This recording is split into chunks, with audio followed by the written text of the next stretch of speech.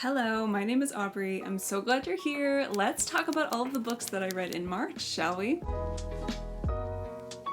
March was a pretty good reading month overall. I did have my first DNF of the whole year, so we'll get into that shortly. But I'm happy to say that most of my reads were 4 stars and above. I'm just going to go through in the order in which I read things, and I'm going to start with A Sorcery of Thorns by Margaret Rogerson. This was a lot of fun. It just had a lot of really good ingredients. We have a humble yet capable and also like a little sprinkling of feisty in there main character, Elizabeth, who works in a sort of magical library. She keeps watch over grimoires, which are like magical tomes. And these grimoires kind of have personalities, which is a lot of fun, and I wish we'd gotten to see a little bit more of that. You know, some of them like to be stroked on the spine, and some of them like to be lulled to sleep, and some of them are like really violent or angry, or they don't get along with other grimoires, so they have to be kept separate. We have, of course, a very handsome and charismatic sorcerer. We have a demon who can turn himself into a cat. It was a lot of fun. I had a good time. I gave this 4 stars. Like I said, I think it just had a lot of really good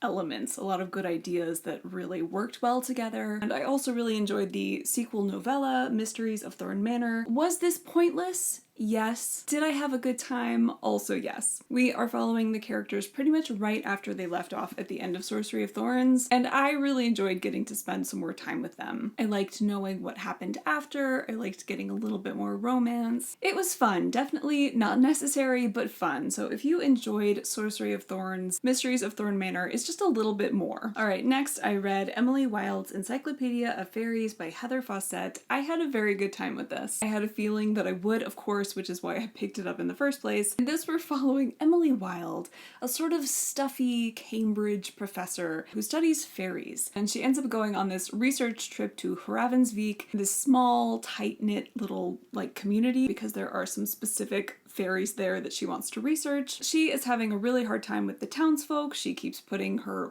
foot in her mouth over and over again. It starts to get in the way of her being able to do her research, and along comes a fellow professor from Cambridge, Wendell Bambleby, and Wendell Bambleby is a handsome, charming man who is like a so-so professor and an even worse researcher, but he does have an air of mystery about him. His presence sort of throws things out of whack for a little while until they decide to team up and do the research together. I feel like I have read a bunch of fae books lately that have just really changed my mind about fae. I've mentioned in some of my previous videos that fae have never really interested me. They're just not a magical creature I've ever been super drawn to, but I feel like I've read several fae books at this point in time where the fae are just so creepy and scary and strange and whimsical. I don't know, I'm kind of coming around when it comes to fae. I really enjoyed this. I love both Emily and Bambleby. They are so much fun together.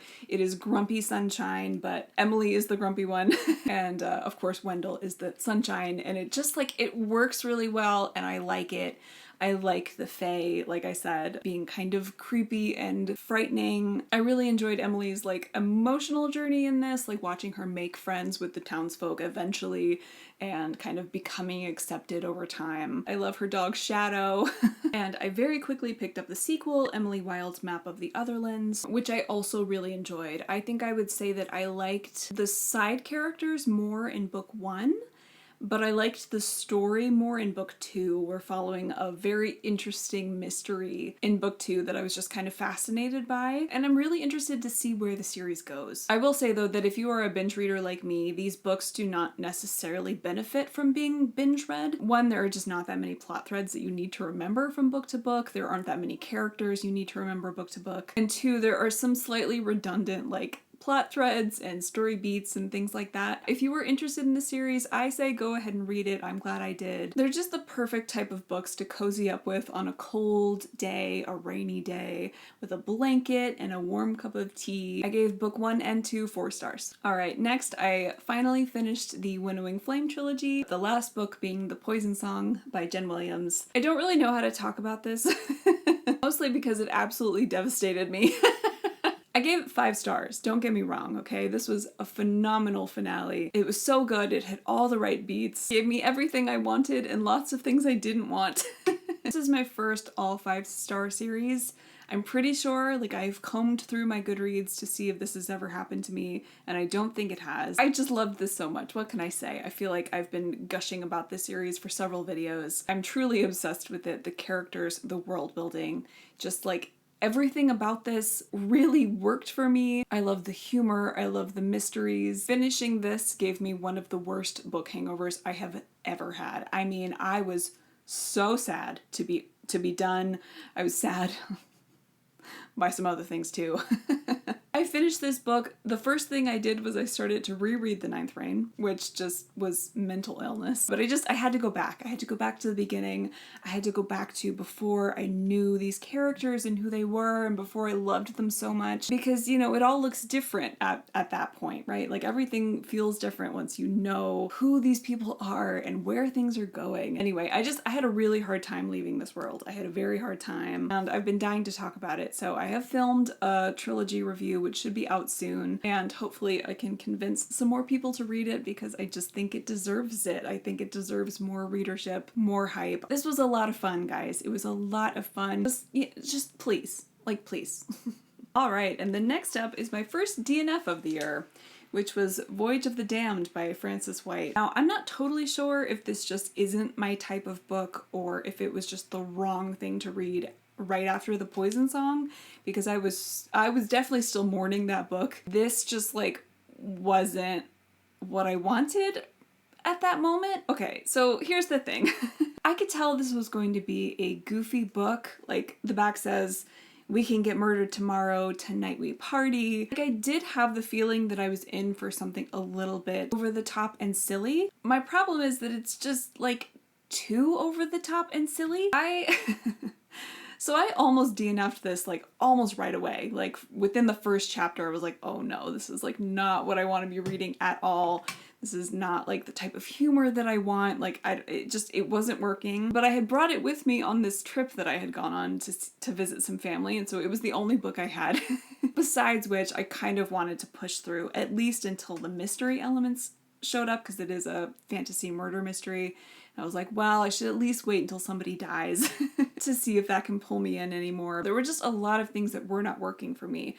Primarily the writing style and the humor, which just felt very cartoony and exaggerated. It's a very like wink wink, nudge nudge type of humor. It felt like I was watching like a really bad anime, like just like a really over the top, just super cartoony anime. The world building also felt very simplistic and at the same time really convoluted. So the simplistic elements are like, you know, there are 12 provinces and each province supplies exactly one special thing to the empire, and all of the populace within each province have the same hair color. It's not like the worst world building I've ever read, but it did feel like a little too simplistic for an adult fantasy novel. But then on top of that, like the convoluted parts were like, okay, so each province gets like one blessed person, and that blessed person is in power and they get like a special superpower, and we don't know what all of those are. And that is part of the mystery, I think. But then like the blessings get passed down through blood, and so